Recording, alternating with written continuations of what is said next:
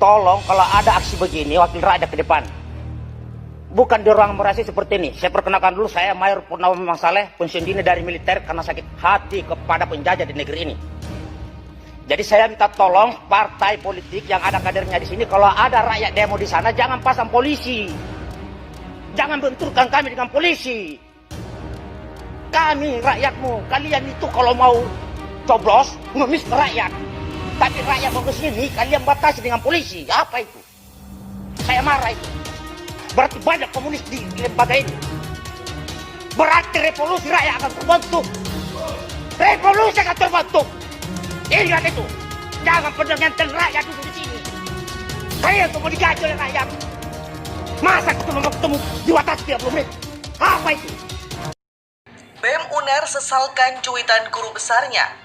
Henry Subiakto terkait buruh. Cuitan staf ahli Kementerian Komunikasi dan Informatika, Kominfo, Profesor Henry Subiakto di Twitter terkait demo buruh direspon Badan Eksekutif Mahasiswa Universitas Airlangga Surabaya. Menteri Koordinator Bidang Pergerakan BEM UNER Muhammad Abdul Chak menyesalkan cuitan guru besar alma maternya tersebut. Terutama Chak menyorot pengkotak-kotakan antara kaum buruh dan kaum intelektual dalam menjalankan perannya di tengah dinamika sosial politik. Seperti ditulis oleh Profesor Henry, menurutnya sebagai guru besar tak seharusnya mengeluarkan ucapan seperti itu. Terkait cuitan Pak Henry Subiakto tersebut, secara pribadi saya sangat menyayangkan, sebab ucapan seperti itu seharusnya memang tidak keluar dari pikiran seorang guru besar, ujar Chak saat dihubungi Rabu 14 Oktober 2020. Ketika Henry secara eksplisit menyinggung tentang buruh, Chak menilai ada semacam muatan pendiskreditan terhadap kelompok tersebut, seolah-olah para buruh ketika melakukan aksi dianggap kurang cakap dalam berargumen. Saya menangkap ada semacam muatan pendiskreditan, padahal faktanya tidak sepenuhnya demikian, ujarnya. Pun ketika Henry menarik kesimpulan mengenai sikap kaum intelektual yang memilih terjun ke jalan, ia juga menilai seolah-olah ada dikotomi sangat tajam antara aksi demonstrasi jalanan dan cara protes lewat jalur hukum judicial review. Padahal kalau kita berbicara gerakan, tentu ada banyak sekali metode yang bisa kita jalankan untuk mencapai tujuan. Dan tiap metode tersebut pasti mengandung resiko dan konsekuensinya sendiri, ucapnya. Seharusnya, lanjut Chak, Henry yang merupakan seorang intelektual bukan hanya memilih satu di antara sekian metode, lalu menegasikan metode-metode lainnya, melainkan bisa mempertimbangkan semua dan mengusahakan agar seluruh metode tersebut bisa dijalankan dan membuahkan hasil maksimal.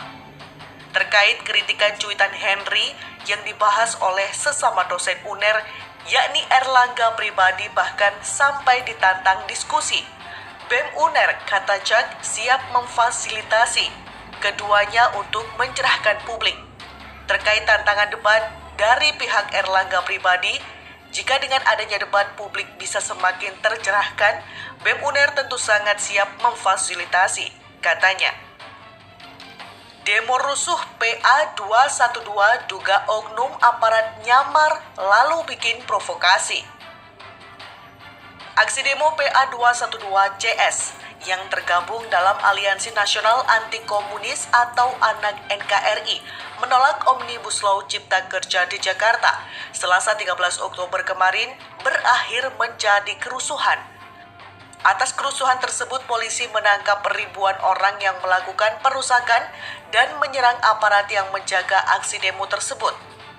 Mabes Polri menyebut 806 orang di antaranya masih berstatus pelajar karena ikut demo bertajuk aksi 1310 itu. Menanggapi hal tersebut, Wakil Sekjen PA 212 Novel Pamukmin menyebut keterlibatan pelajar dalam aksi tersebut sebagai hal yang biasa, sebab ia menyebut pelajar STM memang memiliki semangat yang sangat luar biasa. Namanya juga pelajar STM, memang luar biasa semangat juang mereka, karena saya juga alumnus STM Negeri 1 Budi Utomo. Jadi taulah bagaimana semangatnya adik-adik kita itu. ujar Novel dikonfirmasi wartawan Rabu 14 Oktober 2020. Anak buah Habib Rizik Syihab ini mengatakan sejatinya anak-anak STM itu bisa damai, akan tetapi jika diganggu mereka tentu tidak akan tinggal diam. Terkait demo 13.10 yang berakhir jadi kerusuhan, Novel menyebut hal itu diduga karena ada pihak yang melakukan provokasi. Bahkan ia menyebut bahwa provokasi itu dilakukan oleh aparat sendiri.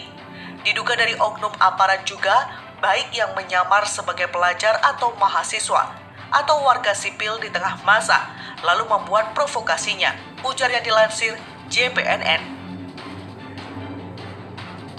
Selain itu pihaknya menduga ada oknum warga sipil yang memang dikondisikan oleh aparat untuk memancing emosi para pelajar dan peserta aksi, hingga akhirnya petugas menembakkan gas air mata untuk mengurangi massa, katanya. Untuk diketahui berdasarkan data kepolisian sebanyak 806 pelajar ditangkap Polda Metro Jaya terkait demo menolak Omnibus Law Cipta Kerja pada Selasa 13 Oktober kemarin. Rinciannya, Jakarta Pusat 98 orang, Jakarta Selatan 80 orang, Jakarta Timur 62 orang, Jakarta Utara 70 orang, Jakarta Barat nihil. Kemudian Kota Tangerang 48 orang, Kabupaten Bekasi 108 orang, Depok 55 orang, Tangerang Selatan 44 orang, dan Kota Bekasi 47 orang. Pakar mengatakan sulit bedakan polisi tegakkan hukum atau pukul lawan. Pakar hukum pidana Abdul Fikar Hajar mengkritisi penggunaan pasal yang disangkakan kepolisian terhadap sejumlah tokoh koalisi aksi menyelamatkan Indonesia. Abdul Fikar mengatakan susah menyatakan apakah polisi benar-benar menegakkan hukum atau sekedar memukul lawan politik pemerintah.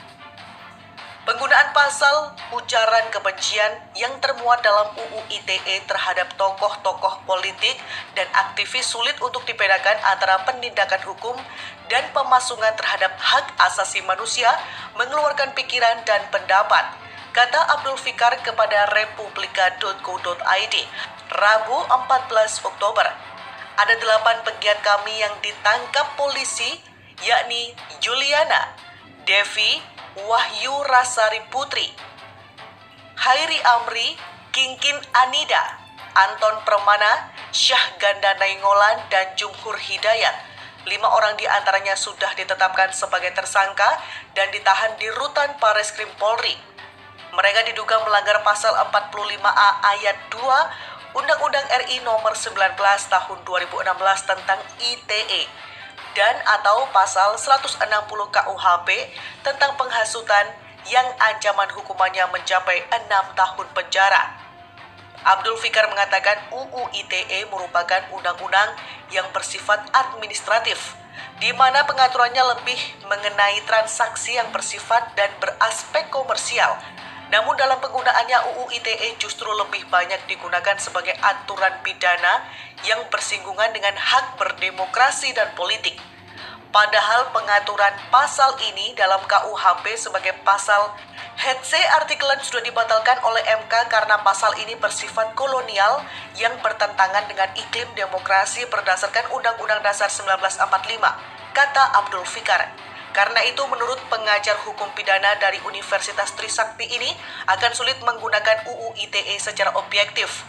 Karena itu juga sulit untuk tidak mengatakan bahwa ketentuan ini bisa terjebak menjadi alat untuk memukul lawan politik oleh penguasa siapapun juga, kata Abdul Fikar. Gerakan Buruh Jakarta demo mulai besok. Gerakan Buruh Jakarta atau GBJ akan melakukan demo untuk menolak Omnibus Law Undang-Undang Cipta Kerja di depan Istana Merdeka, Jakarta Pusat. Pihak kepolisian pun mengingatkan agar adanya potensi besar klaster corona karena demonstrasi. Gerakan Buruh Jakarta terdiri atas Aliansi Serikat Pekerja atau Buruh yang berkedudukan di Jakarta. Koordinator lapangan GBJ Supardi mengatakan pihaknya sudah menyampaikan surat pemberitahuan kepada Polda Metro Jaya. Sebelum ke istana, massa akan berkumpul di 5 titik, di antaranya kawasan industri Pulau Gadung, kawasan industri KBN Cakung, kawasan industri KBN Marunda, Flyover Pasar Rebo, dan Waduk Pluit. Aksi akan dimulai pada Kamis 15 Oktober hingga Kamis 22 Oktober.